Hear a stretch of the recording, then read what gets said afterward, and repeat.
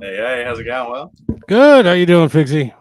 really good, thank you. Welcome everyone to episode 17 of the PlayStation Collectors podcast. 17. Yeah, 17. We're still going. Can you believe it? Yeah, this is the last one. This shit's flying off the rails right now. I have to apologize for my attire. I got a little shit on my shirt, but we'll just have to deal with it. You just wipe that off. At least Just it's not green. Could be worse. no, we love all video games here on the PlayStation Collectors Podcast, no matter what the what the platform. So today's guest, who have we got on today? Well, Today we got Mr. Brandon Baxter, aka PS3 Collect. Um, this guy this guy found you, and and then he found me on was it Instagram, right? yeah, on Instagram. He's a viewer of the show. Brandon's collecting PS3 games up in Canada. He's going for a curated PS3 set. And please welcome Brandon to the show, everyone. Hey guys. Brandon, how's it going? Hey guys, Brandon. thanks for having me. Hey, thanks for coming on, man. I put my hands up and then disappear, but yeah, I'm doing jazz hands for you, man. I promise. Very ghoulish, very ghoulish. So how you doing? Tell us a little bit about yourself, Brandon. Let the people know. Yeah, for sure. So like Figsy said, I'm collecting PS3 mostly. I just started kind of full time in June, but I've been around video games my whole life. You know, everybody kind of has the same story. They got into it with their, their cousins and their uncles and their aunts and stuff like that. And then just over time, I kind of fell out of it. But then just recently in June, I wanted to get back into gaming. And I kind of was like, I was always a Sega guy growing up. So I was like, oh, let me take a look and see what Sega's up to. So I jumped in and quickly looked at some of those prices. And guys, have you looked at those prices for Sega games recently? I have not. I went collecting for a reason.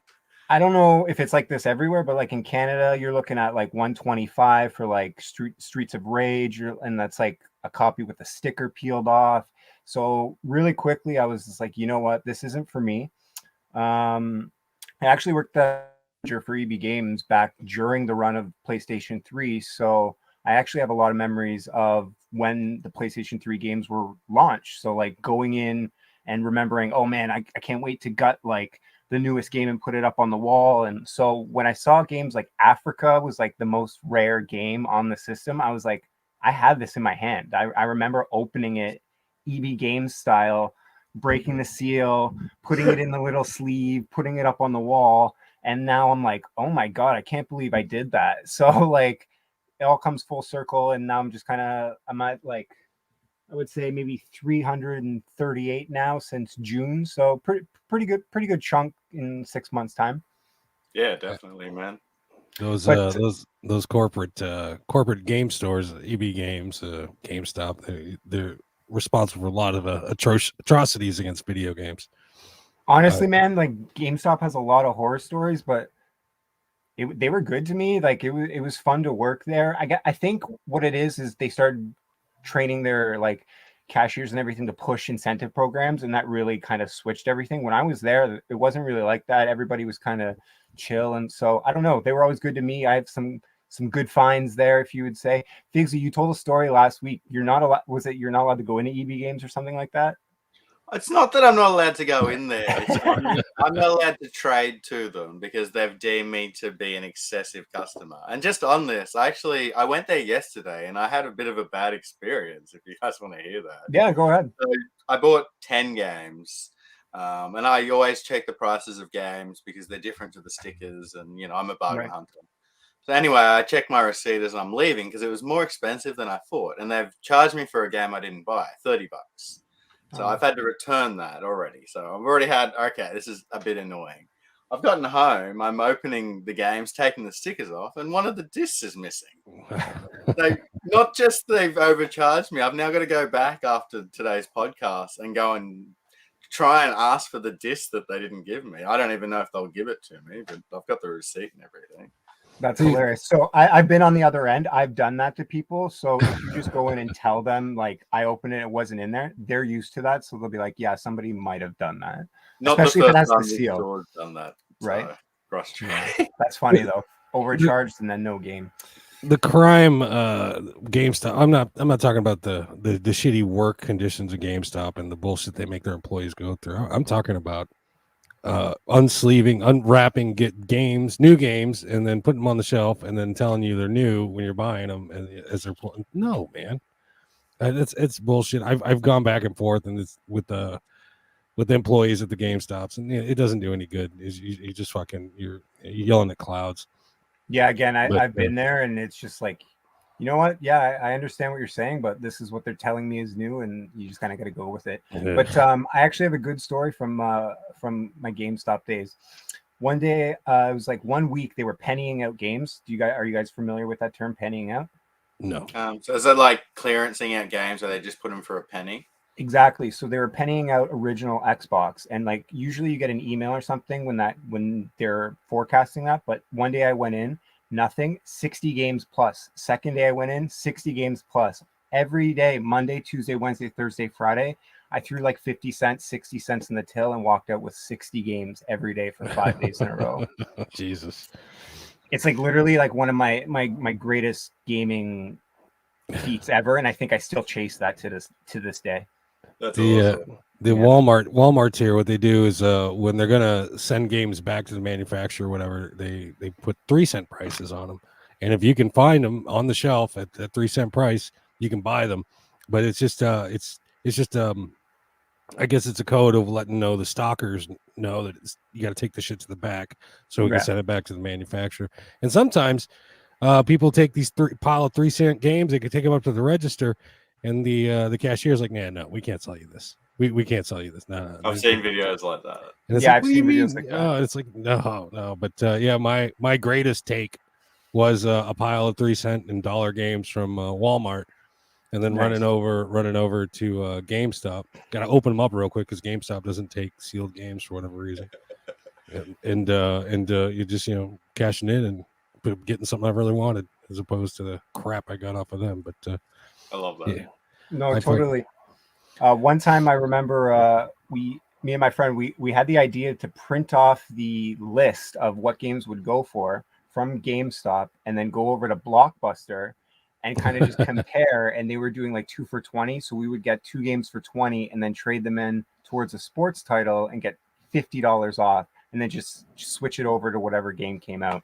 So yeah, definitely it's a good way to go.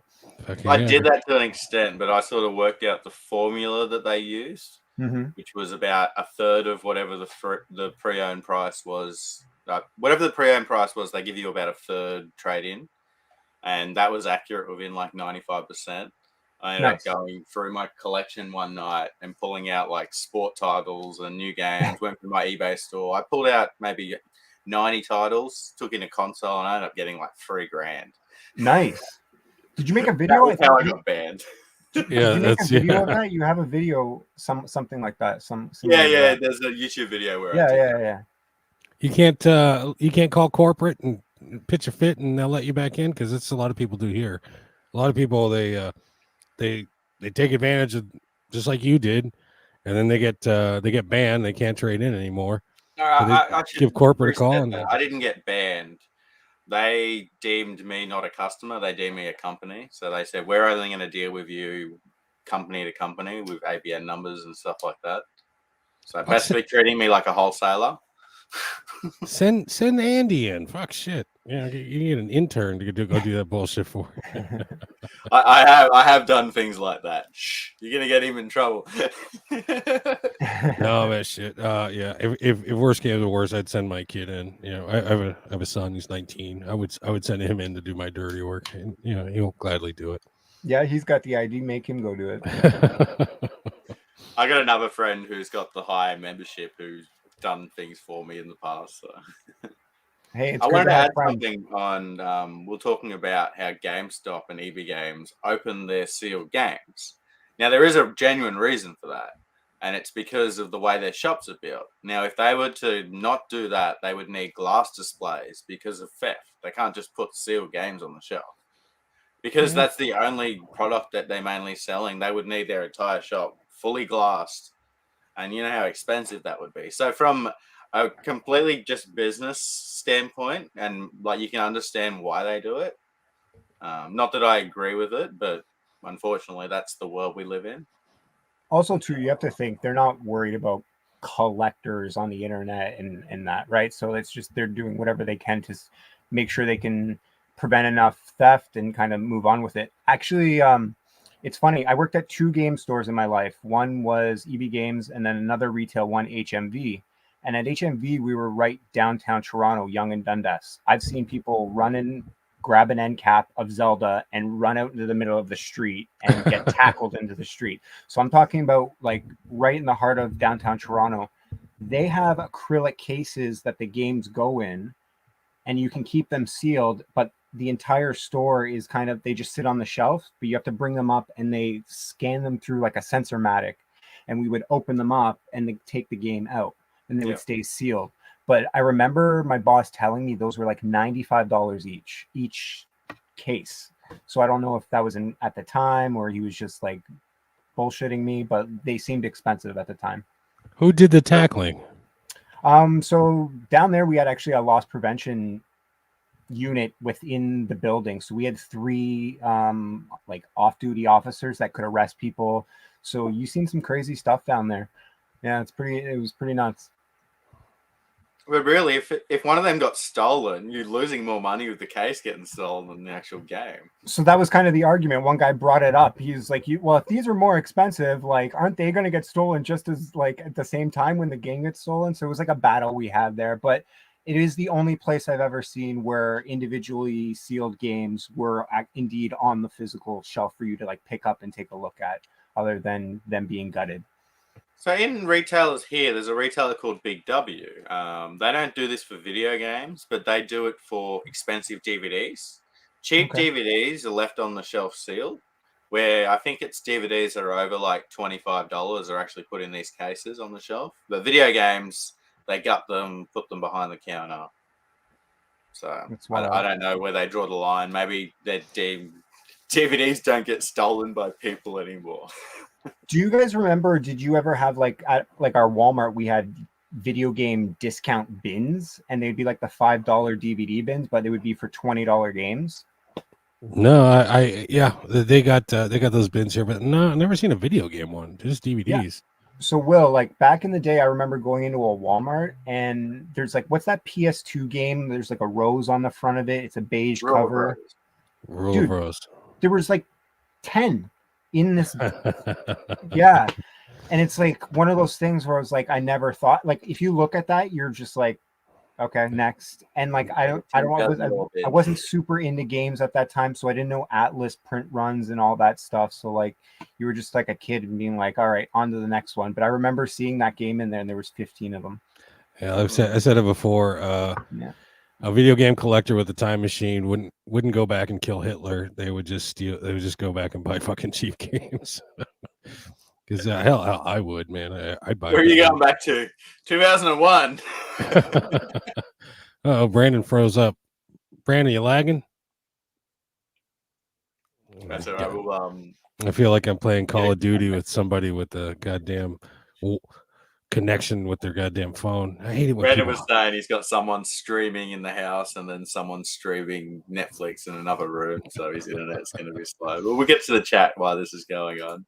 He looks like he's deep in thought. What's up, Risky Noted? How you going? Is that you, Cowboy? We've got Retro Mania in here. What's up, Retro Mania? Good evening. Looks like a Risky wants to come on the show. Send us a message, Risky. We'll work something out. We've got Andy in here. G'day, Andy. How's it going? That's not Andy. That's Fujitsubo, some random Asian over there. Joe Rad. What's up, Joe? How's it going? Hey, fuck you, Joe. I was there twice. What's up? I was there twice. Do you know this person? Or is this someone new? Oh, look. I recognize the name. It's Jimmy Johnson. James. What's up, James? Sandblast. G'day, Sandblast. And we've got AJ in here as well. What's up, AJ? When's AJ going to come on the show? Yeah, send us a message, AJ. We'll have to get you on here. We'll have to do another segment on what's the platform? The auction platform you like? What the fuck are they called? Whatnot. I was gonna say Heritage Auctions, but I have nothing against them. Well, fuck them too. But I would like to talk about Heritage Auctions though. That's and we Wada Games. we do. We gotta get someone on here who fucking because you and I, we both have our opinions about graded games and graded games and whatnot, but neither of us collect them. So we need someone who's into this shit, so they can tell their side of the story. Because exactly.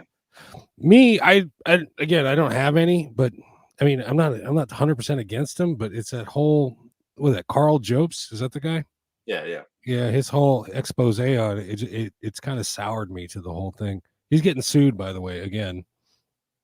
Yeah, but like you said, you're completely right. Like, why would you take our opinion on these when we don't collect them? I want the opinion on someone who's been buying graded games for a long time and is a genuine fan of them and a real collector, not an investor. Not I got into graded games in 2021 because that was where all my rich buddies were going. I want someone who's been into this shit since 2015, 2016. There's a YouTuber I follow. I forget his name, but I'd love to reach out to him and get him on here. How long has Wada been on the block anyway?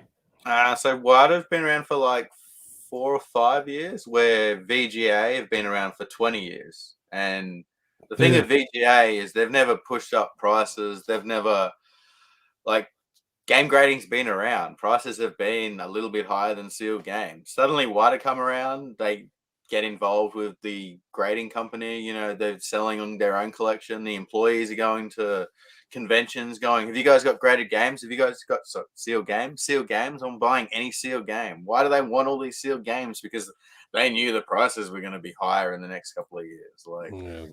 It's I mean that if anyone out there, if you haven't watched the Carl, I think it was Carl with a K, Carl Jobst, Jobst, he did a good expose on him, and it sheds a lot of light on that bullshit, and it's the reason I'm not I'm not about it. There we go. Brandon's back. How you doing, guys?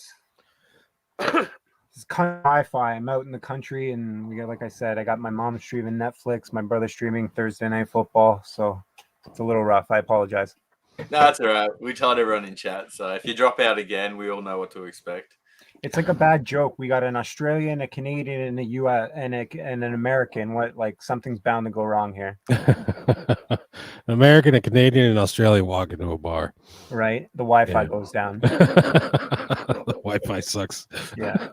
Well, I should be the one with the bad Wi-Fi because we're anonymous with terrible Wi-Fi. Yeah. My Wi-Fi, it's pretty good.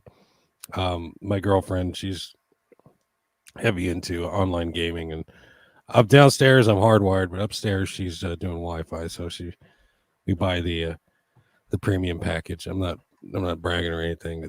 I'm fucking mad because we pay too much goddamn money, but that's another story. They like things they like. Happy wife, happy life, happy girlfriend, something. Hopefully she's not listening because I'll hear about it later. Well, I know from listening she plays a lot, but do you play a lot of online at all?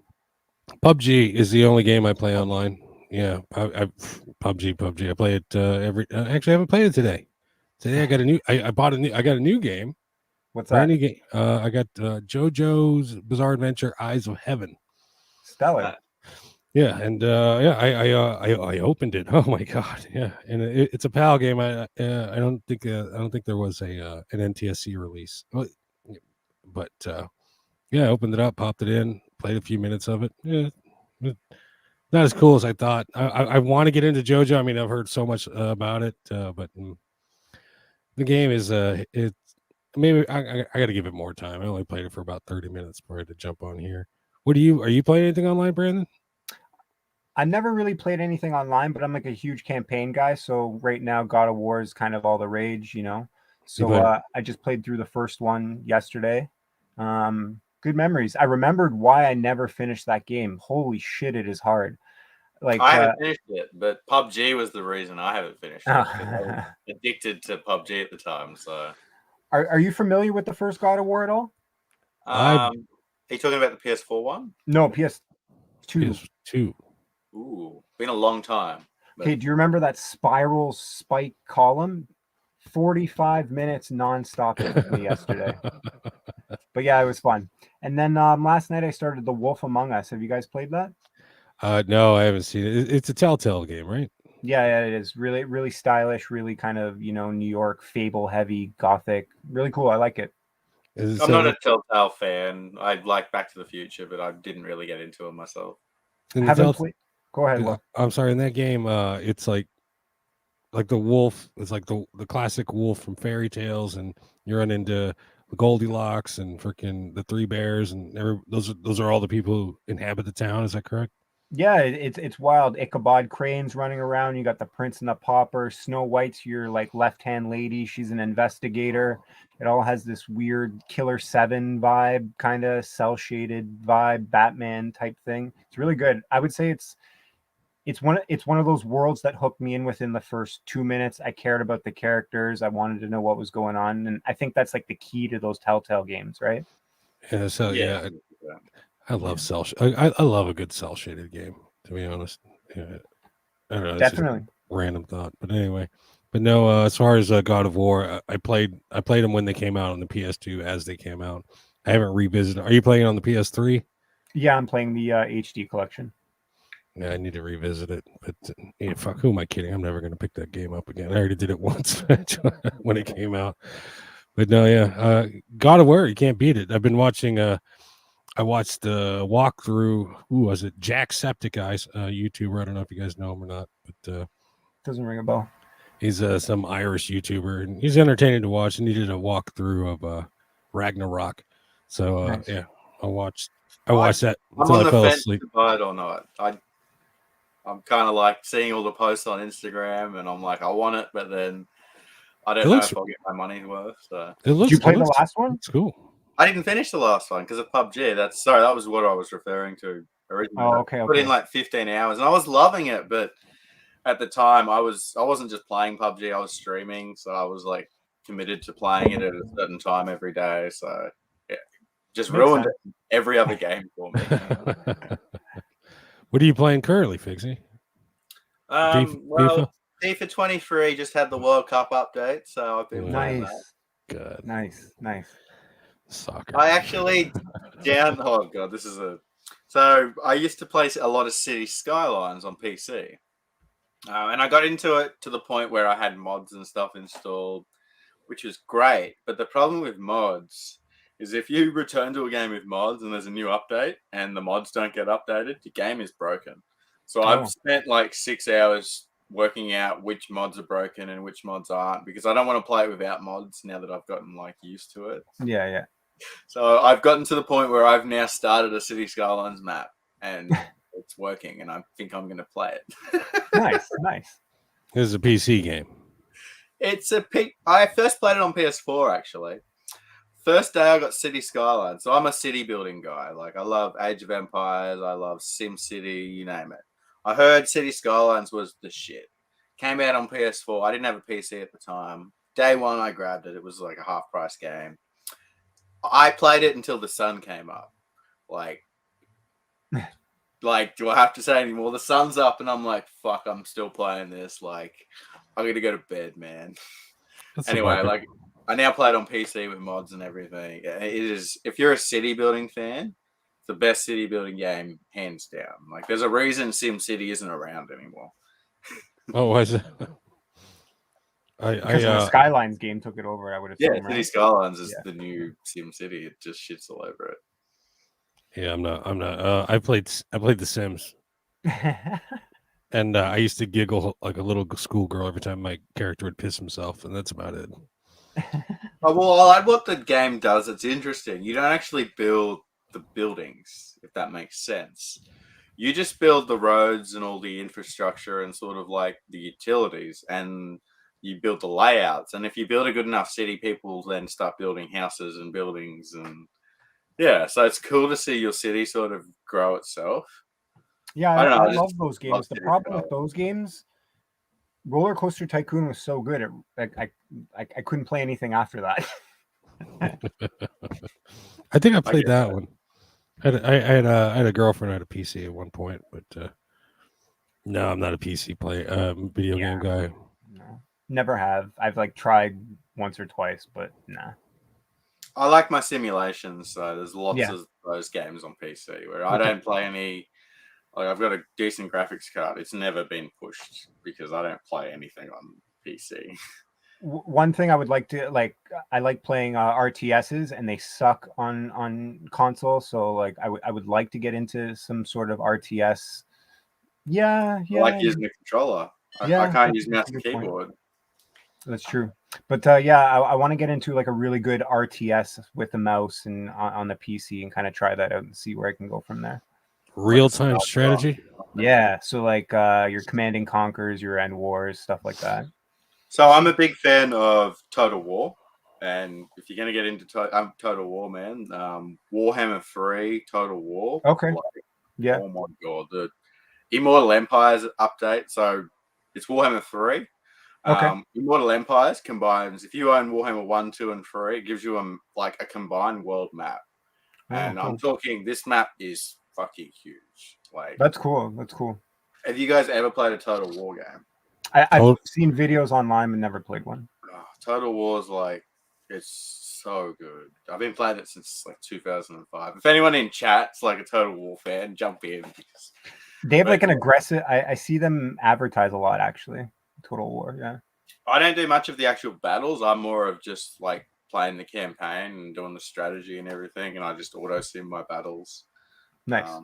But yeah, you can sit there and play that game for 20, 30, 40 hours, and like you're just playing one game. And okay, that game came out, and my mate at work bought a brand new game, and I was playing my first like campaign, and he'd finished his game, and I'm still like playing the one map, like one faction. There's like 60 factions to play from, you know. Yeah. Like you get your money's worth.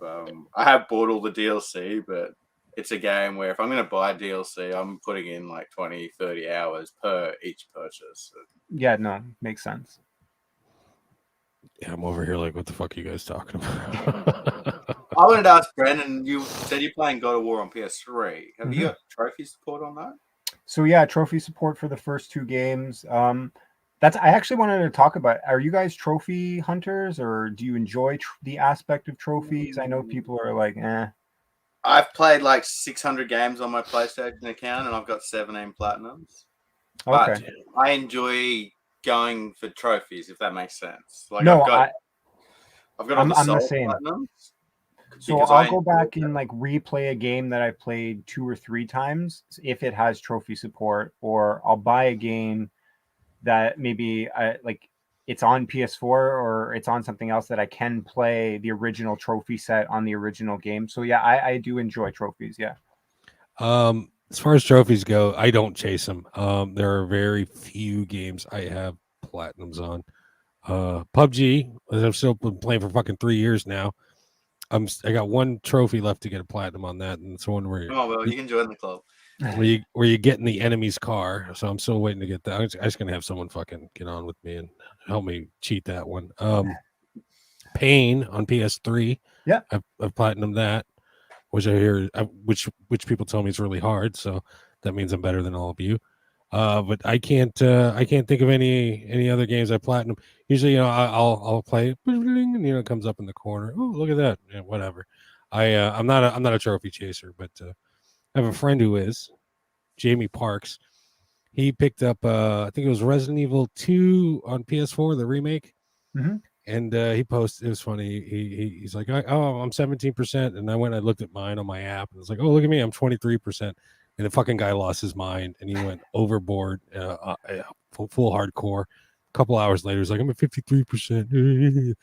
No, I'm not a trophy, not a trophy guy, but it's cool, I guess. There's entire groups aimed at it, but no, it's not for me. I'm not a trophy hunter. It's just too much extra work, too many side quests, if you ask me. But yeah, it's a good appetizer, not an entree. It's good. Yeah, I've got mad respect for trophy hunters. Like trophy hunting is almost its own like genre because like certain trophy hunters are so crazy. I used to have a friend who collected video games, David, and he has like 100 or 200 platinums, and Wow. he wouldn't play a game unless he was going for Yeah. platinum. I remember when he did Gran Turismo Sport, it was like 500 hours to grind to level 50 because he got it when it first came out. And I remember just watching him like suffer through that, but like that was what he did, you know. Right. He was watching me suffer through buying the SingStar games, you know. Mad respect for trophy hunters. Yeah, But like you were saying, I love when an old game gets rebought out of trophies, like Dark Cloud on PS2. I finished the entire thing again on PS4 because I wanted to get all the trophies. Yeah, I'm that's not awesome. a trophy hunter, but that motivated me to replay it. No, totally. I love when they do that. Will, I just realized the other day, Odin Sphere doesn't have trophy support. And here I am not caring. I know, but I was bummed, man. I was gonna put it in, and I turn it over. I'm like, oh, that was like one of my main selling points. So for some of your new collectors out there, remember, PS3 trophy support pre 2009 is not all there on all the games. So if that is something that like you're interested in, make sure you take a look. Maybe Xbox 360 would be more your avenue because it's right out of the gate with all of them. But again, just be warned. I did buy some games thinking like I can't wait to play these and realize they don't have trophy support. And to be realistic, I'm probably never going to play them now. Yeah. I know people who won't. I'd grab that game, but it doesn't have trophy support. I'm like, really? Oh, okay. Well, like, wasn't the Siren? You wanted to ask me something about Siren, or ask, does Siren have trophy support? Oh, he froze up again. Oh no, he's back. No, he's gone. We might be losing Brandon again, guys. I'm back. Don't cut out on me when we're talking about Siren. Does Siren have trophy support? I don't know. I don't have it, and I was hoping you would know. I think it does in like the Asia copy. I don't think it does, and No, because like they're just saying a couple seconds ago, I know people who won't buy a game because it doesn't have trophy support, and that was it came up in conversation. I'm not 100% sure. Game, and trophy support only came in 2008, I believe. Yeah, around there. Yeah. See when it was done. Yeah, nice thing about Figs, you can just go to the shelf. I know, right? Grab it from his fancy complete set. Look at me. So it was a 2008 release. So it came out the same year that Trophy Support came out. So it's most likely, yeah. It should say on the back, doesn't it? Yeah, it should say. Will it say Trophy Support on the back? Yeah. If it doesn't, it doesn't say it. So no. Again, I'm not a trophy hunter, so I don't look for this stuff. I know there's I think one, if you have like the first copy of Uncharted, it won't say trophy support because that was updated with trophies, I believe. I'm looking through the chat to see if somebody knows for sure. Because usually these guys are right. Excuse me, these guys are right. Okay, so AJ is saying the Asian copy does, but the PAL copy doesn't. Okay. So the Asian copy was most likely released a little bit later. I'm just on that, Brandon. There'd be a lot of people who are listening that are dedicated trophy hunters. So can you tell us I know you're saying you were originally an Xbox gamer. So what's your achievement score on Xbox? And then what's your trophy level on PlayStation? So that's the thing. When I was playing Xbox 360, when it was a current system, I was up to like maybe 55,000, 60,000. So this was when I was working at EB Games at the time. So like I would just take copies home, which you were allowed as long as you brought them back. So I would just take copies home of like the most trash game and play them just to get at the time it was 1,000 gamer score. There was no like platinum or anything. And then with PlayStation, I've had problems migrating my accounts and all this stuff. Like it was more tedious than Xbox. So I just had to keep restarting. So like when I got back in June, I just restarted another gamer tag and just started over from the beginning. So it's like a couple hundred trophies, nothing really. Okay. I've been lucky. I've had the same they don't call it gamer tag on PlayStation. What do they call it? PSN name? PSN profile or whatever. Yeah. I've had the same one since I got my PS3 day one. AJ is actually reversing his statement, and it looks like, God damn it, Pigsy. So it looks like the Asian copy doesn't have trophies. So games like Africa is the same. So Africa North American version has trophies, but there's an English release Hakuna Matata, but it hasn't got trophy support. So because of that, that was originally the difference between the price, because trophy hunters were the ones wanting this game, like it was a trophy hunter game. Wait, the English version is Hakuna Matata. I thought it was the Asian version that was Hakuna Matata. So Hakuna Matata is in English. It's the Asian version, where there's a Japanese release just called Africa that doesn't have English support. And PAL region is just Africa. PAL's Africa with trophy support, yeah. So many fucking useless facts to keep track of. I've got every single version. So. Do you really? Yeah, of course. Do you have them like handy? Yeah, of course he does. Go get that. It's on the other side. You got to climb over your desk. Because they're down low. I've got to get below my desk. There's an Instagram post for you for the future. Yeah. Well, I've already done that Instagram post. Well, like I have some homework done. Speaking of Instagram, Brandon, if people want to reach out and follow your journey, where can they find you? So I try to keep everything the same across the board. PS3 Collect at PS3 Collect on Instagram, on Twitter. Figsy, I joined the Discord there maybe like a couple weeks back. Nice. So that's like a new learning experience for me. So there's a lot to take in over there. So I'm learning my way on Discord. But PS3 Collect on everything. Sweet, I just got you on Twitter. Nice. Yeah.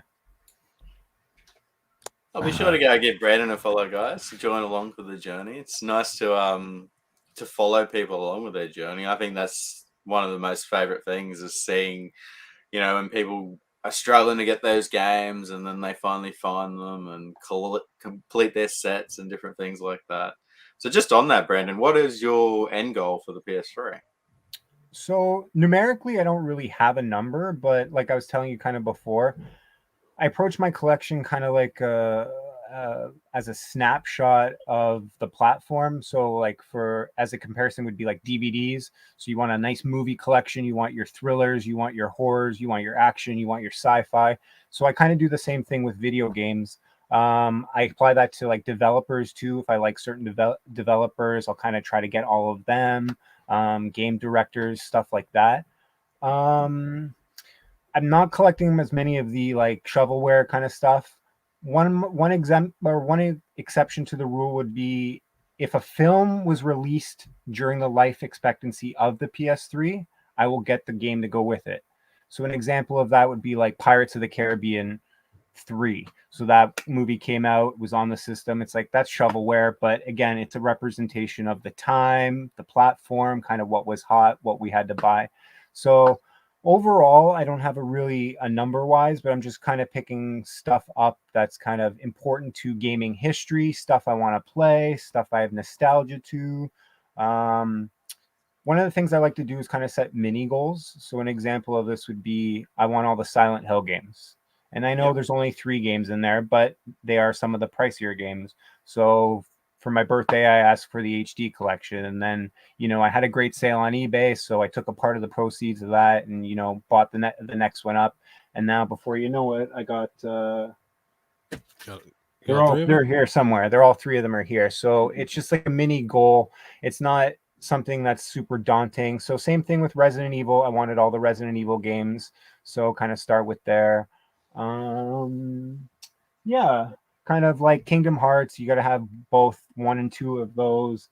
Just examples, I'm just going to run through, like Kane and Lynch, I got to have both of those. Jack and Daxter, the HD collection. So again, they're all kind of like representations of the era and of the time. And if we're looking back, it's like, what was kind of a bigger game at that time? I can kind of go to the shelf and kind of grab maybe 4 or 5 games like that. All the Saints Rows, stuff, Sly Coopers, both Castlevanias. I think I showed you that earlier, Figsy. Right now.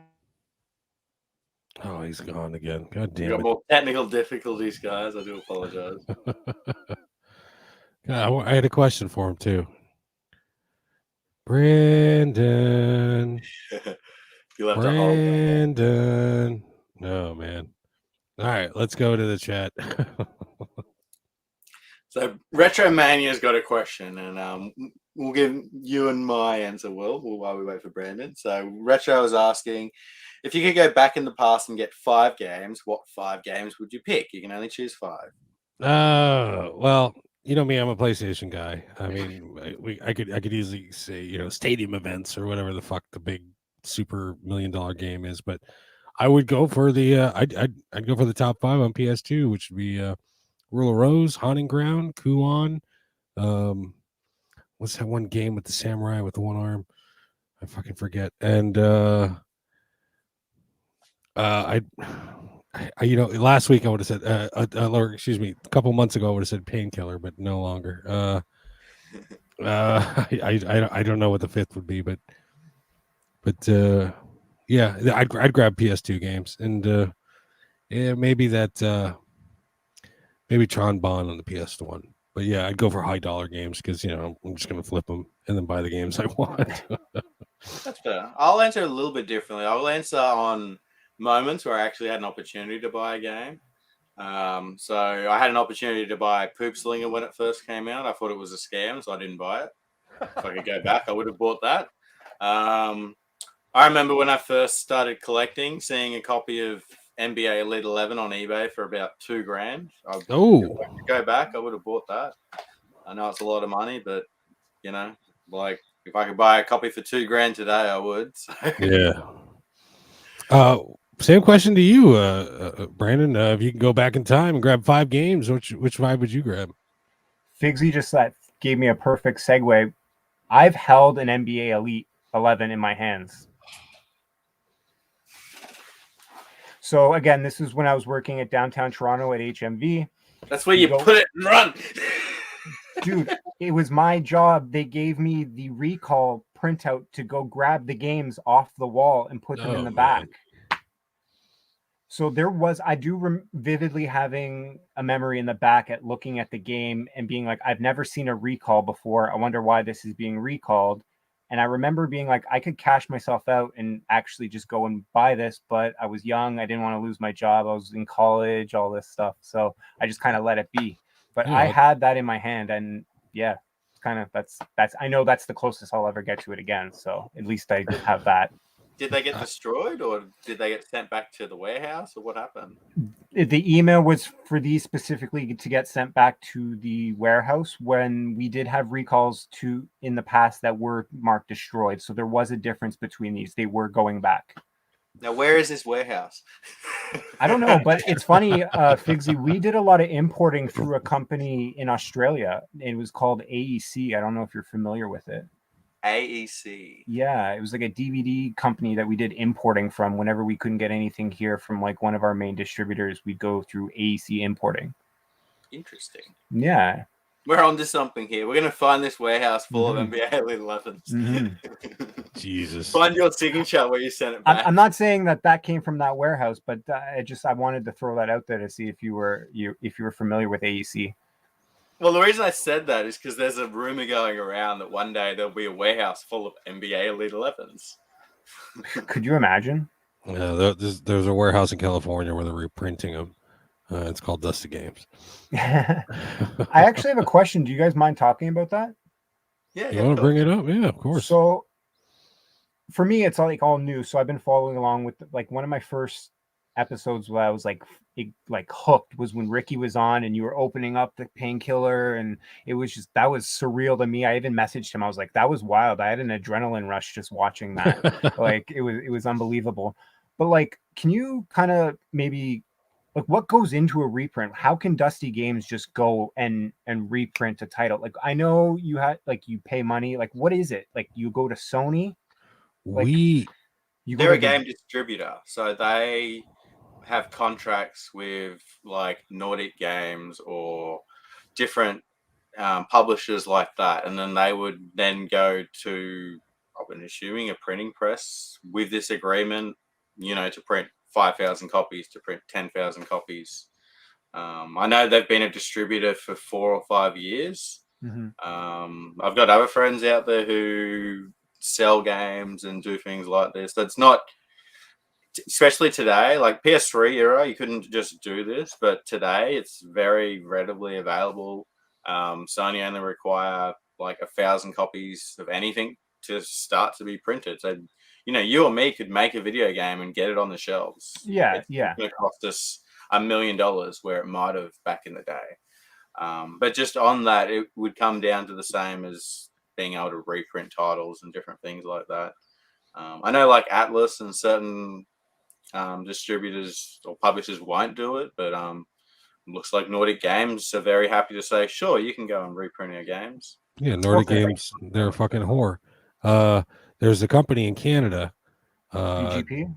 Yes, exactly. They are doing well, and the difference between them and these dickheads in California is they're being upfront. This is a reprint. Hey, we just got a reprint back. They just announced a reprint for Attack on Titan, the Final Battle. Is that the one? Is that the big ticket Attack one? on Titan 2 Final Battle. Yeah, and they're selling for about $60 right now. And at first, PS4 copies. Yeah, at PS4 copies. At first, it was just we're limited 1,000 copies, and they sold out like that. And now they're taking pre-orders. I heard just got this information earlier today. So, but if you're if you're upfront about it, like anything, if you're upfront about it, cool. If you're gonna be fucking shady, withholding the truth about it, fuck you. And fuck Dusty Games. And it's the way you go about it, definitely. So let me just get it right. So say like us three, we got our money together. We go to a developer. We're like, hey, we want to reprint this. They're like, okay, yeah, sounds good. Let us check off with Sony. Sony's like, okay, 1,000 copies. Yeah, cool, you're good. And then we're good to go. I'm not sure if they go through Sony. Right. And I don't know enough about reprinting to be able to like comment on that. I know if we made a new game, right. Hey guys, we've got this game.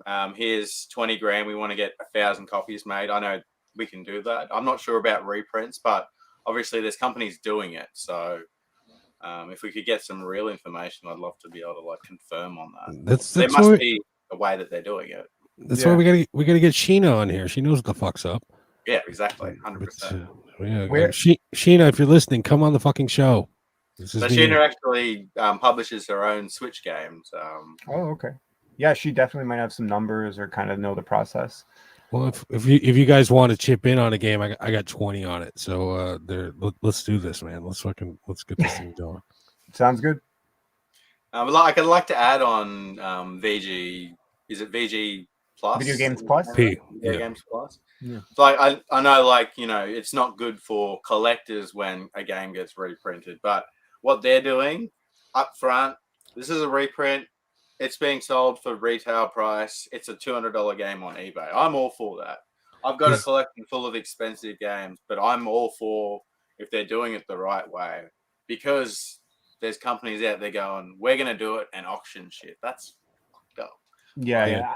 As a collector, I don't mind it. Like, personally, it's like, okay, well, again, I'm just coming into this new within the last 6 months. So within the last 6 months, 2 of the most expensive games are now a third of the price on a good day. You know what I mean? So from somebody who wants to play the games, and you know what I mean, from that perspective, it's great as long as you're kind of, these are reprints. I actually had a guy message me on eBay the other day. I bought a bunch of games off of him. And he messaged me saying that, hey, I found this website, VGP, and they have a bunch of these sealed games. Do you think I should buy them and maybe flip them on eBay? So I kind of had to go through the whole, check out this Ricky Andre video on YouTube and blah, blah, blah, blah, blah. So there are people out there kind of, they don't know. Yeah. Right? So it's good. If there's a buck to be made, someone's gonna pounce on it. And it's just a sad state of affairs. These guys now, they're it's old news, and the Dusty Game guys are being upfront about it because, well, I'd like to think it's because the fucking noise we made, but who knows? Guys, at this point, I am going to excuse myself. I'm going to take a potty break. Whoever has 15 minutes in the piss pool for me taking a piss, you win. Congratulations. I'll be back. Speaking of that, someone in chat's like, Brandon is taking a piss. He's just making excuses. Oh no, Brandon's frozen as well. I'm on my own here, guys. So I'll answer some questions. We've got a question from AJ. Random question for you guys. Do you like or play the Rock Band Guitar Hero games? if you do, what do you think of the crazy prices of used guitars, drums? So I'm a fan of Guitar Hero. Like I originally played it back in the day on PS2. But yeah, the price of pre-owned guitars and drums is absolutely crazy. And if you don't know what we're talking about, you're looking at like $500 for a Rock Band drum kit, which is like the price of a real drum kit. Absolutely crazy. And like the craziest part is you can find this stuff cheap. I was at the tip shop the other day and they had, I don't know if it was completely working, but they had a full drum kit. It wasn't the Rock Band one, but it was Band Hero or one of those. Same with the guitars. So the guitars are interesting. Now, the dongle is actually worth more than the guitar, which is pretty crazy. If you find a secondhand dongle out there, you can get like $40 to $50, where with the guitar, you'd struggle to get that. And then posting it's going to cost you like $20. So, yeah, it is pretty crazy. I'm a big fan though. I love Guitar Hero, especially the music. Like Guitar Hero Aerosmith, Guitar Hero Metallica, Guitar Hero 3, 5, some amazing titles on those games. So John Berry was saying, each to their phone. I think grading is a blight on video collecting scene. Only exists to make money, not for the love of games. And with wider games, I completely agree with you. I know VGA games have been around for a long time, and there was a small fan base of very hardcore collectors who loved their graded games. I was in one of these groups. There was less than 500 members, and there was less than 500 members. This group was called Sealed Game Collectors on Facebook. There was less than 500 members for 4 years. Suddenly, once Wider came in, this group went from 500 members to like 3,000 in the space of like a year. Yeah, do we have to say any more? As you guys know, like I love my sealed games. I've got more than 1,000 sealed games. I'll pay more to get a sealed game, and then I'm particular about the condition. But like, I don't want to grade my games. I just want to have it sealed, sitting on the shelf. I want to be able to fit it on the shelf. Like the graded games don't fit. You can only sit them next to other graded games. But yeah, I've got nothing against people who are into this scene, but obviously there's market manipulation, especially when you're getting into wider heritage auctions. And yeah, we'll hopefully get some experts on here to further go into this topic in the future. Sandblast was saying you just need someone from the UK, and it's the 4 horsemen of the apocalypse. Looks like Brandon might be back. Maybe.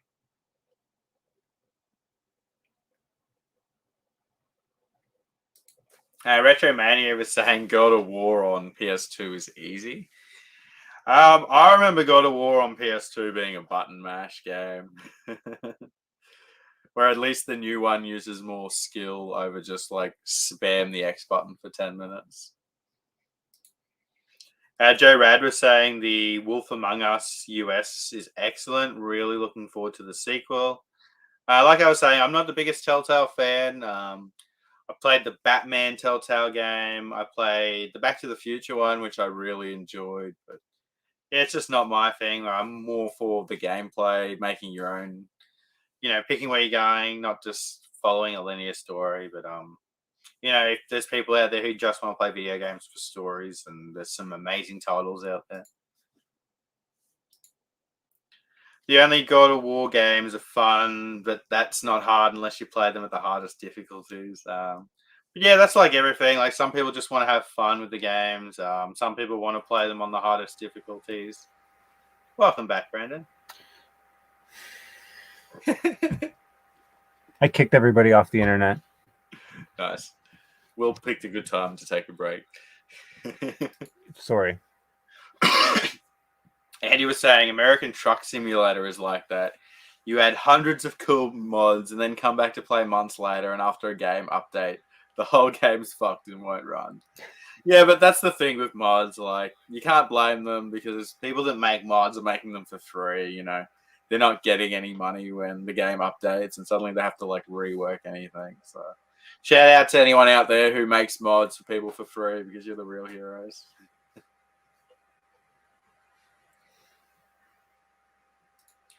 Joe Rad was saying Cities VR was announced for PSVR 2. That looks fun. Wow, that'll be interesting. So there's a Japanese PS3 game called Matching Maker 4. Now it's like a city building game. It's not like it looks like a PS2 game. However, it's got this interesting thing where you can actually become one of the citizens and like walk around your city and hang out. And it was cool. It was almost like, I wouldn't say a VR game, but sort of that similar experience back on the PS3. Yeah, so if anyone wants like a hidden gem for the PS3 that's a city building game, Matching Maker 4 it's called. I'll try and find it and show you guys if you like. Welcome back, Will. Good to be back. I washed my hands. I've been running the ship by myself. I'm sorry, did I miss anything? Oh no, I also had to. I went down and I grabbed my homework game, and that's a good segue. Homework here on the what is this? The PlayStation Collectors Podcast. We like to assign our guests homework. We of course we do the homework too. Today's game today's homework was what was the single hardest game for you to find. Now, I'm not talking about, I mean, we could easily go with, NBA Elite 11. That's the hardest game to find because you fucking never found it. But no, personal game. And let's, who wants to go first? You can go, Will. Oh, okay. The hardest game, I can just grab these from downstairs. The hardest game for me to find, and this was a bitch. It's a little game called Amore. No, I'm kidding. The green screen's almost killed the joke. No, I harp on this game a lot, and it's upside down. The Witch and the 100 Knight for PS4. I got it on PS3, and that was an easy grab because it's relatively cheap on the PS3. But the trick with this, I mean, I could go to eBay anytime, and there's dozens readily available. But the trick was finding it in the wild. So I couldn't find it in the wild, so I went to eBay. But I got this one at a decent price. I think I paid like $60 for it, no, $50 for it. I can't remember. God damn this stupid green screen! I keep disappearing. But yeah, that was my. I had to have it. I got two first. The Witch and the 100 Knight 2 first, and then I couldn't have the half-ass set just sitting there. So, The Witch and the 100 Knight on PS4. One of my favorite games, by the way. Nice. Figs, you want me to go next? I'm still missing the sequel, so it's definitely a hard one to find. Yeah, the sequel. I got part 2 first, like I said, and I got it sealed, which is kind of a fucking bummer. And also, it's got a loose disc, which is fucking also a bummer. I've tried that trick. I've tried a dozen tricks I've seen on YouTube, how to fucking pop a disc back in. You can do it. I've done it. you pulled it off?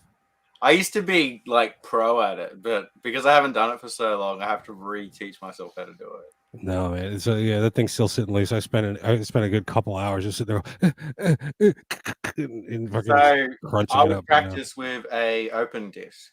Yeah, I did it. That's what the tutorial said. An open disc, I can get it all day, but on the seal, I got it to sit there, and you can set it on the shelf and it stay there. But the minute you pull it down, it fucking falls right back out of place. But it's because I had the game I just got in, the JoJo's Eyes of Heaven. It was rattling around inside as well. And when I opened it up, I found it was stuck behind the manual flaps. You know what I'm talking about? And I was like, wait, is that what I'm fucking finding in here? But I'm rambling on. But anyway, go ahead, Brandon. What was your hardest personal game to track down and find? God damn it! I thought it was just Brandon's actually here. He's just scary. I thought he was listening earnestly, but he's sitting there fucking. Yeah, so did I.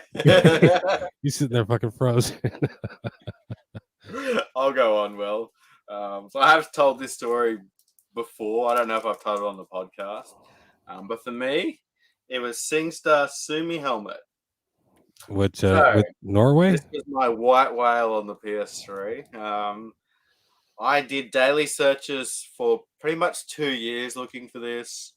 I did Google reverse searches. I got to the point where I found a website that was in Finland, and I found a copy, but the website was only in Finnish. So I was using Google Translate to translate, making an account on this website, and then I emailed someone all in Finnish using Google Translate, and they were going to sell it to me, send it to Australia, but they wanted a bank transfer, which required like a $30 international fee. So I think the game was like $20, and I ended up paying like $70 in postage and fees. 3 months later, it arrived. So 3 months, Jesus. yeah, that for me that was the most difficulty I went to get a single game. Isn't I was going to show this because I probably spent longer searching for this, but the way I got it was an easy trade with a collector, where the way I got this was ridiculous. isn't a bank transfer just as risky as PayPal friends and family? 100%. He didn't even send me a tracking number, so I had no idea it was going to arrive. But good guy in Finland sent it over to me and completed my set. And while we're waiting for his Wi-Fi to kick back in and go over to the chat here, I do want to. Oh, where was it? So I've read half the chat out, so let's not reread things. We'll get down to Retromania.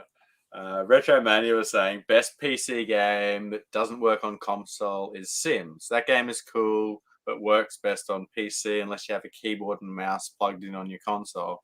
I agree with that. I was actually a sucker and bought Sims 4 like day one on PS4, and it sucks on PS4. I cut my teeth on it on a PC. Weirdly enough, like I said, a girlfriend at the time had it, but pissing yourself is the best part. Just like the best part of that one Bear Grylls game is drinking your piss. Did you know that I think it's a trophy? You drink your own piss in that Bear Grylls game on PS3. I actually really enjoyed that Bear Grylls game. I thought it was really good. Just before you came back, Will, I was talking about a city building game on PS3. So this is the game. It's called Matching Maker 4. It's got probably one of the best cover artworks on the PS3. Definitely. So. Yeah, look at that. Look how good that looks. Yeah, it's pretty, but I don't want to say the best. We can agree to disagree. But yeah, this is completely playable without needing to know English. Like, it's just you press X to do things. AJ, well, here it is. Yes, AJ. Blood Will Tell. That's the PS2 one-armed samurai game. I would go back in time and buy. I guess the guy's got to go around and he's got a sword for an arm. And he's trying to get back his body parts. It's some weird shit. But here's Jim Jordan, Samurai Western. Yes, it's actually one of my favorite games on the PS2. Very, very fast, very fucking. And it's it's samurais and it's fucking cowboys. What's not to love?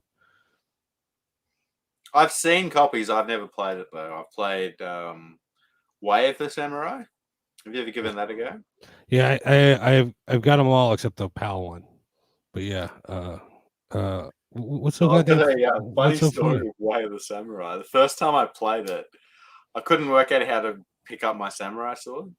And the first fight, you've got to pick up your sword. So the guy's like swinging at me, and he's just slashing my arm, and I'm just standing there with no sword, getting destroyed. Yeah, that's one of the biggest complaints about the game is it just throws you in and expects you to know how to do everything. There's no like tutorials or anything. Joe Rad also agrees. Samurai Western, yeah, it's a great game. Have you played Samurai Western? Are you familiar with it? I'm familiar with the title, but I haven't played it. No, I haven't played any of the Onimusha games or anything like that. Dude, it was doing the fucking Batman Arkham Asylum, where you're like, and you fucking slide over here and you fuck this guy up, and you slide over here and you fuck that guy up, and go over here and you fuck that. It was doing that before that, and like I said, it's really fucking fast. I love that shit. I'm a big samurai fan, so if it's got a samurai in it, or a ninja, I love that shit. That shit's for me. Nice. I really enjoyed Afro Samurai on PS3. Did you play that one? Oh, of course I did, dude. I've been singing that game's praises since day one, and yeah. Fuck you, Figsy. First of all, with your slippy bullshit, because I bought it and I had it. And I was like, yeah, look, I got it.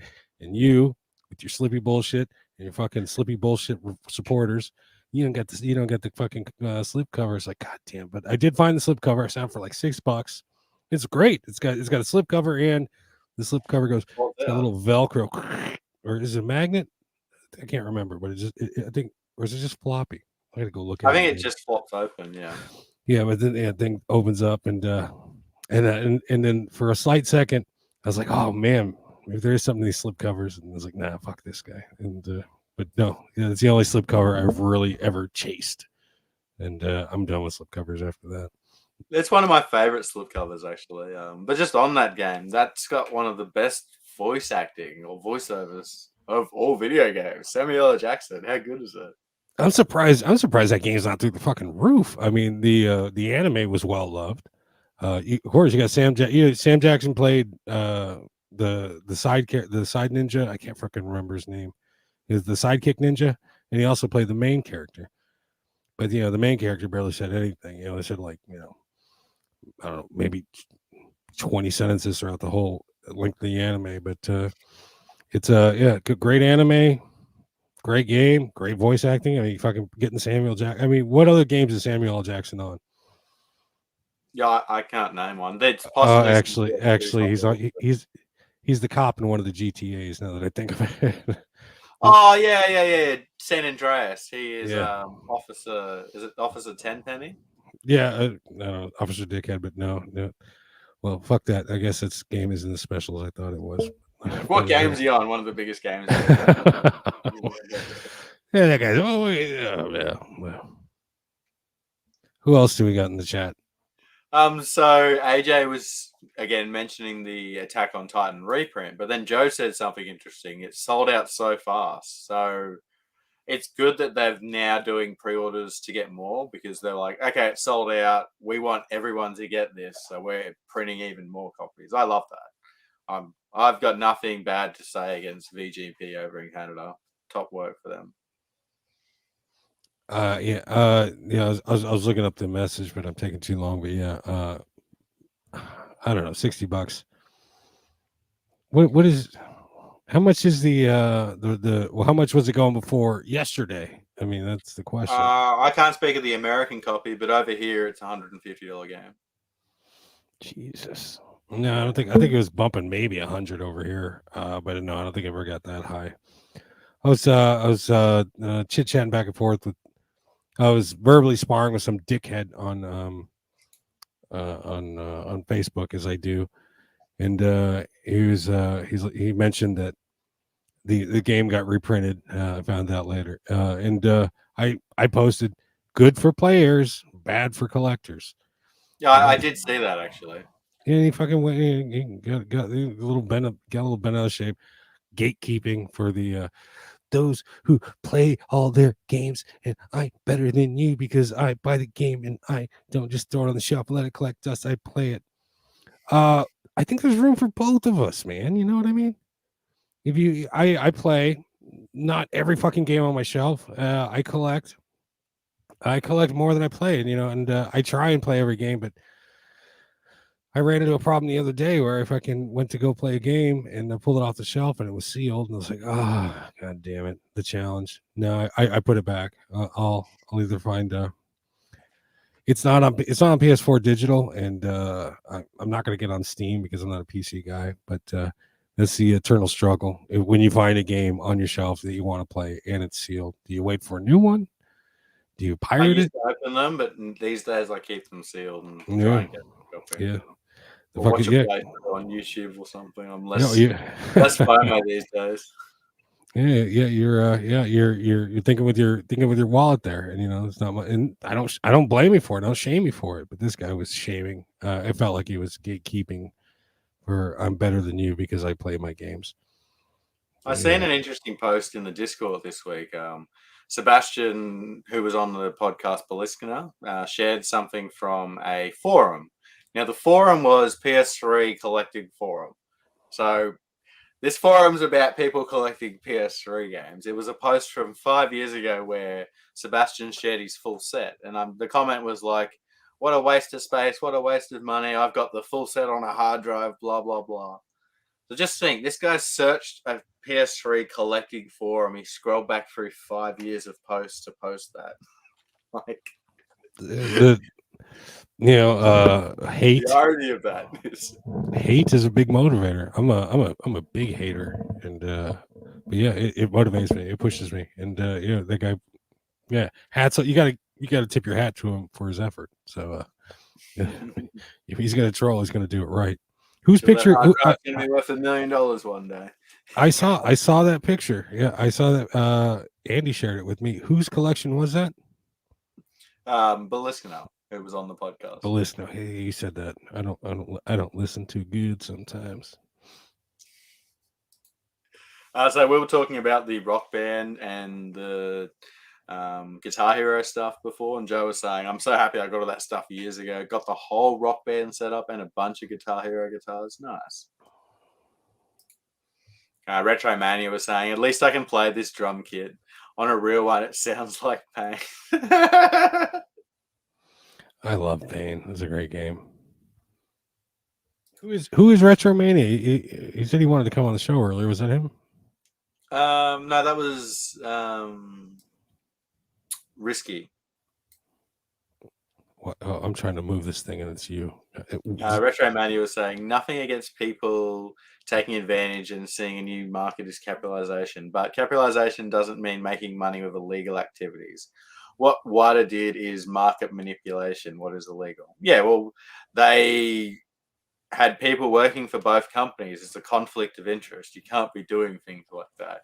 You can't be still billing, like still bidding on things. They were bidding on certain things so they wouldn't sell under a certain price because it was in their best interest to keep the price at this. So, like a Mario Kart 64 was never going to sell under a certain price, for example, because people that owned it were all still building it up. And like, there's so many things that we can go into. But yeah, if you're really interested in this, guys, Carl Jobs did 2 fantastic, like, hour-long videos that completely touch on every single aspect of this topic. Well, the big stink was they were the buyer or the seller and the buyer, and they did that so they could set the price. Oh, yeah. Well, it's all for this much, so I guess it's worth it. They got fucking paid himself. He didn't have to pay himself. He just fucking, he went and jerked off in the bathroom and boom, fucking debt paid. It's bullshit. So they could say next time the shit sells, it's worth $1 million. Why? Because it's sold for $1 million? No, fucking fuck. That's a problem with price charting. The worst part is, like, people have just accepted that this has happened and are still buying video games at extraordinary prices. Like, people don't want to accept that their games aren't worth 50 grand, 30 grand. Like, it's really worth what it was in 2019, unless there's, some millionaire comes out and buys it accidentally. Like, there's no real collector out there wanting to spend 40 grand on a Mario Kart graded when they know that the price was 3 or 4 grand a few years ago. I mean, it's just so weird how the market can be set, and it's just so fucking easy, and just got to put some effort into it. So that's Brandon in the chat. He says, I'm restarting my laptop. It's overheating now. It's all right, man. Take all your time. Appreciate you coming on for the time when you did. It was really good. Well, PS3. I'm sorry, I was looking at the chat. Yeah.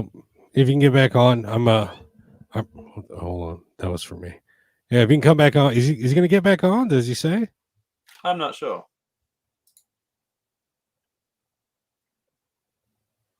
I don't think Brandon will be able to get back on, guys, but really appreciating him coming on the podcast, and definitely be sure to check out Brandon on Instagram and over on Twitter, guys, so you can follow along with his journey, collecting his PS3 set. I got a message from Brandon on Instagram, and he says he feels awful for disrupting the flow of the show, as you should. No, I'm kidding. He apologizes. he appreciates. He's really appreciate your gratitude and hospitality. Well, sorry you couldn't come back on, Brandon. So, but this, sorry, man, shit happens, and this probably won't be the last time. First time or the last. Dude, no, actually, this is the first time. No, the first time a fucking guy straight up flaked. Fuck you, Paul Christ over there in Dutchland, or excuse me, Holland. But no, it's cool, Not man. the first time we've had technical difficulties, and it won't be the last. So we all know what technology is like, guys. Yeah, well, when I get up to take a piss here in 10 minutes, so I'm going to leave Figsy all by himself. So, Figsy, guess what it's time for? No. It is time. It is time. Hold on. How do I pull this shit up? It is time to play Figsy. Name that game. Now I'm running out of English game, so this one it's another foreign job, but it's not Japanese. It's not Japanese this time. This Does that game, mean it's easy? We'll find out. This game, I never got into this anime, but it's a popular one in South America. A lot of my friends down there told me about it. So, Figsy, name this game. Os Cavaleiros do Zodiac, Alma dos Soldiers. you know the name in English, obviously. This is Portuguese, which I don't speak, but it's pretty close to Spanish. But I'm gonna guess and say you said it fucked up. It's soldados, which is Spanish. Yeah, alma dos soldados. Well, dos. That means two in Spanish, but I don't know what it means in Portuguese. But soldados is soldiers. Alma soul. Soldier's Soul. Is that the name of this game? In English? Yeah, Soldier's Soul. Yeah. So Saint Seiya, Soldier's Soul. Saint Seiya. Well, yeah. In Spanish, this is Caballeros del Zodiaco, which is Knights del Zodiaco. Yeah, it's Knights of the Zodiac. Yeah, they got this whole Zodiac thing going. But no, don't know anything about the anime. But thank you, Figsy, for playing. This has been Figsy in that game. You know, I wanted to go through and take sound bites of all your videos. Like I've been doing that, Will. I'm like just writing down the time now. So like 3 years ago. No, I'm talking about the ones on YouTube. Oh no, don't do that. From like 3 years ago back, I was watching rare and collectible PS3 games from like 2 years ago or 3 years ago last night. I was just sitting there fucking with a pen and paper. Figsy, you know, and you know, last night I had this thought. And what is your personal biggest YouTube video? What's the biggest one on your channel? Which one did the best for you? So the biggest one ever is top 10 rarest PS3 games. How long ago was that released? Like 3 years ago. And I don't agree with what I said in that video, so I could do a new one, definitely. Correction. What do you remember what the videos were or what the games were back then in that video? Yeah, number one I think would still be definitely top 2. It was the 3D game collection from Australia. There are other titles out there though that, you know, certainly could compete, but I know of less than 10 copies of that game, so it's certainly very rare. Isn't that a sampler disc? Yeah, but I included it. It's your show. It was my list. It was my opinion. That was the entire thing, you know. So, do we get through all the homework? I think so. I had something interesting happen this week, Will. I had a really big sale on eBay. Yeah, you mentioned this. I never got into it. What were you selling? Books. This is a fucking video game show, man. What books?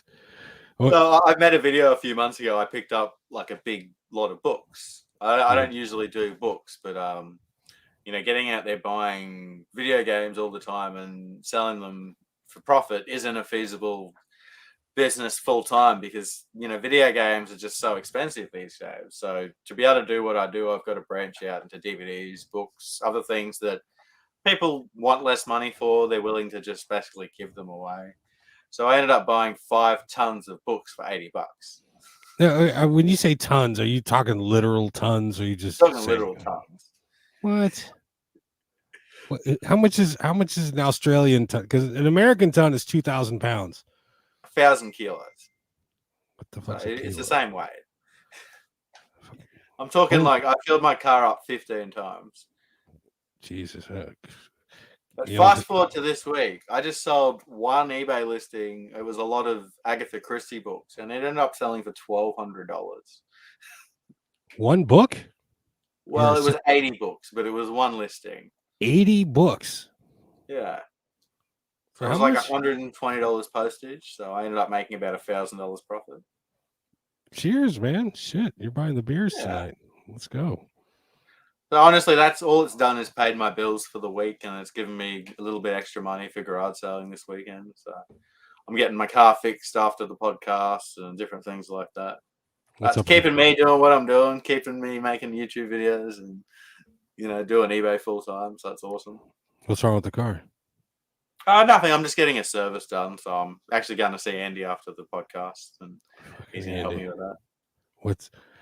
Send me a picture of what he's wearing when you show up. I don't know, dude. I'm running out of ideas. I'm fucking. We got a Sweet Chaos. First time catching you live. Hello from Montreal. Nice to see you, Sweet Chaos. Hello, Chaos.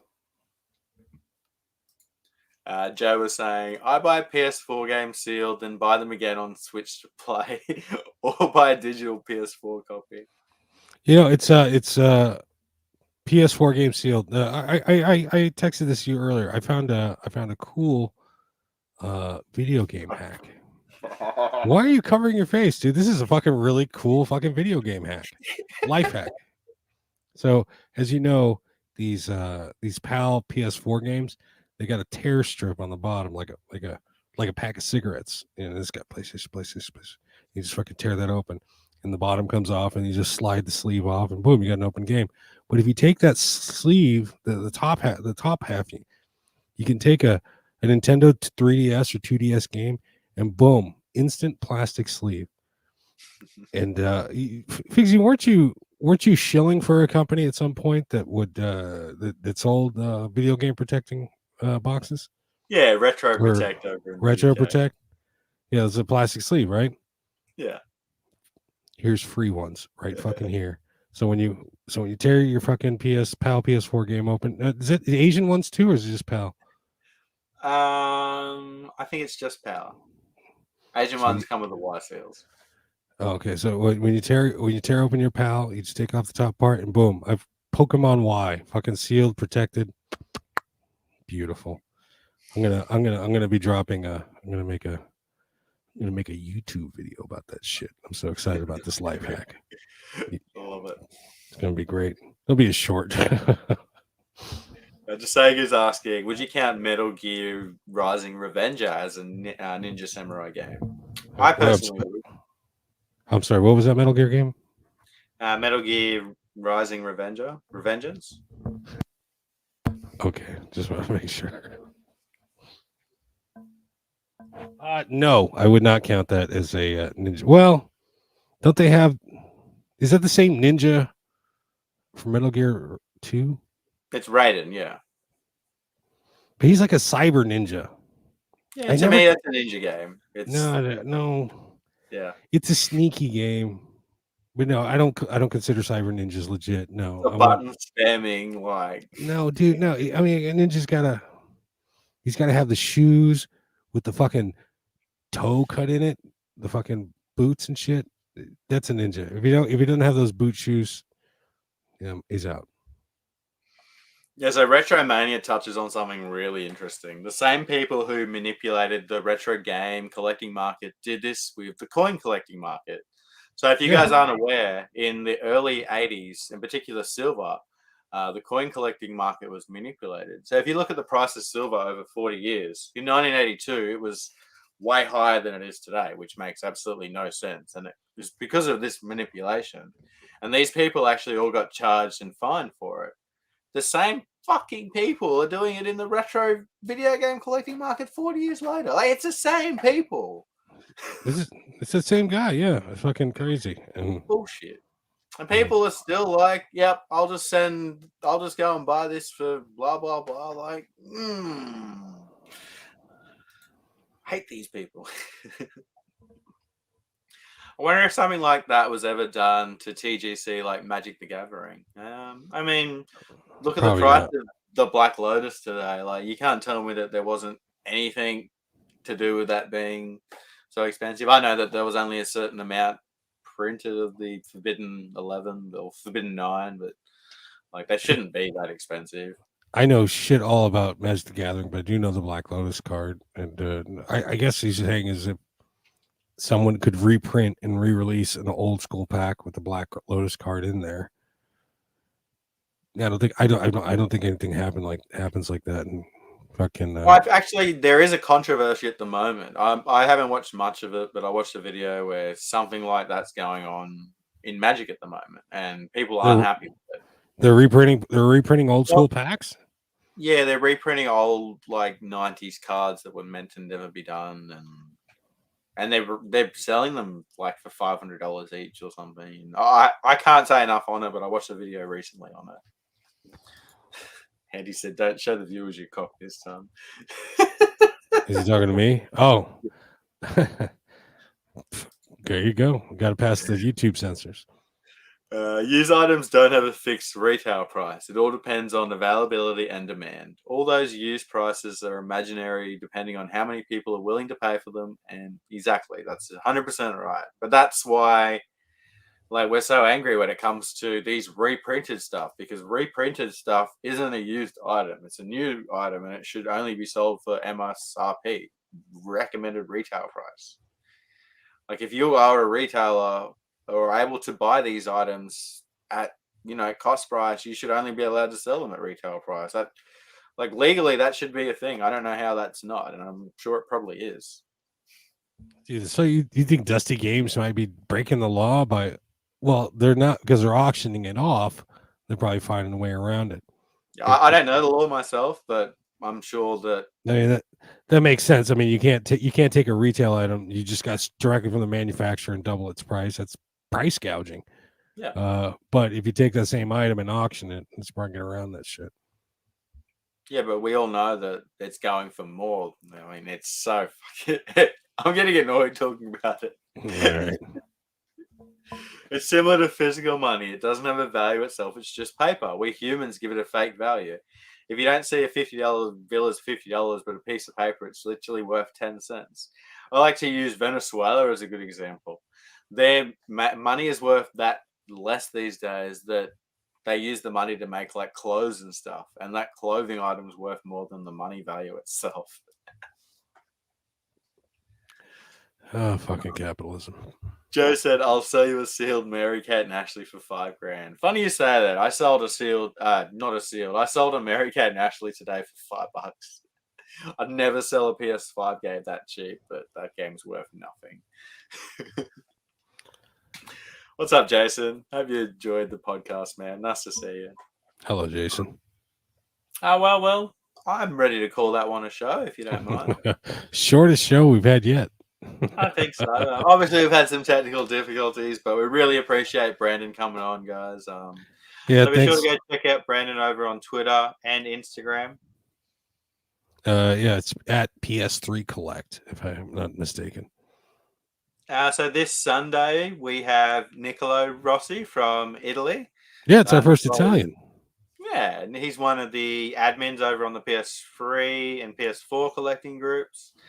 Niccolo has a large collection. He's been collecting for a long time, and he's got a very unique collection where he collects really obscure games. So it's going to be really interesting having him on here. So everyone be sure to check out the podcast on Sunday. And yeah, I'm glad everybody came out. Thank you. We really appreciate all of you fucking people. You're great. And it's the reason that this thing hasn't fucking gone south yet. So keep coming back and we'll keep doing this. Good night to you, Pixie. Good night, everybody.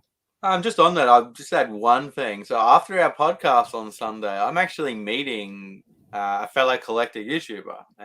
PS Commander from Germany is actually coming to my city, and we're going to have dinner on Sunday night.